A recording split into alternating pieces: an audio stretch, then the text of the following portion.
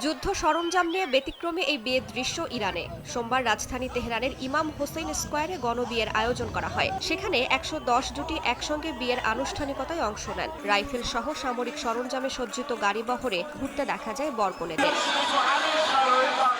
রাষ্ট্রীয় সংবাদ মাধ্যম জানিয়েছে, রাজধানীর বিভিন্ন গুরুত্বপূর্ণ চত্বরে মোট ১,০০০ দম্পতির বিয়ের অনুষ্ঠান আয়োজন করা হয়, যার নাম দেয়া হয়েছে সেলিব্রেশন অব দ্য সেলেস্টিয়ালস।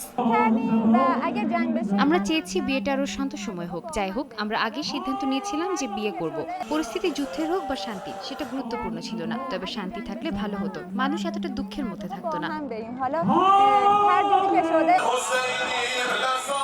যুক্তরাষ্ট্র ইসরায়েলের হামলার পর শুরু হওয়া ৬ সপ্তাহের সংঘাতের রেশ এখনো কাটেনি ইরানে। পাকিস্তানের মধ্যস্থতায় যুদ্ধবিরতি কার্যকর থাকলেও আলোচনায় অগ্রগতি নেই। এমন পরিস্থিতিতে দেশ রক্ষার প্রস্তুতি ও রাষ্ট্রের প্রতি আনুগত্য প্রদর্শনের অংশ হিসেবে জানফাদা ক্যাম্পেইনের প্রচার বাড়িয়েছে তেহরান।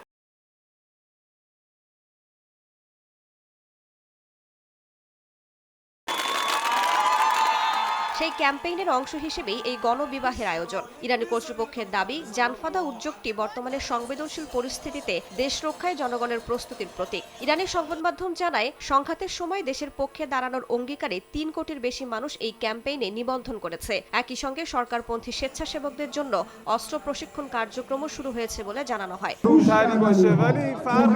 ক্যাম্পেইনের শুরু থেকেই আমি ও আমার স্ত্রী এতে নিবন্ধন করি। যেসব রাতে মিছিল হয়েছে, কাজের সুযোগ থাকলে আমরা অংশ নিয়েছি। আমরা আমাদের নেতার পাশে আছি এবং তাকে সমর্থন করি। তবে সমালোচনাও রয়েছে। শুরু থেকেই জানফাদা ক্যাম্পেইন ঘিরে বিতর্ক তৈরি হয়েছে। সমালোচক ও সামাজিক যোগাযোগ মাধ্যমের ব্যবহারকারীরা অভিযোগ তুলেছেন, অংশগ্রহণকারীর সংখ্যা বাড়িয়ে দেখানো হচ্ছে এবং প্রচারণামূলকভাবে জনসমর্থনের চিত্র তুলে ধরা হচ্ছে। রাইসা জান্নাত, সময় সংবাদ।